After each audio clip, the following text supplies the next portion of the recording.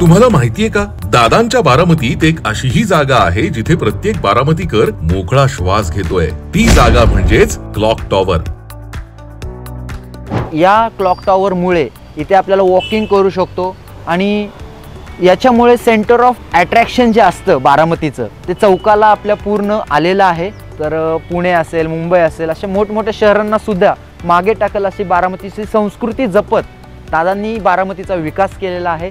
हिरवीगार झाडं, morning walk साठीचा ट्रॅक, लहान मुलांसाठी उद्यान अशा सोयी सुविधा उभारण्यासाठी 30 कोटींचा निधी अजितदादांनी उपलब्ध करून दिलाय. लाडके नेते आदरणीय अजितदादा पवार यांचे मनापासून धन्यवाद देतो. गतिशील विचाराचा प्रगतशील नेता, असा नेता हा प्रत्येक तालुक्याला भेटावा. आम्हाला भेटला हे आमचे भाग्यच आहे आणि यंदा आम्ही अजितदादांनाच निवडून देणार आहोत.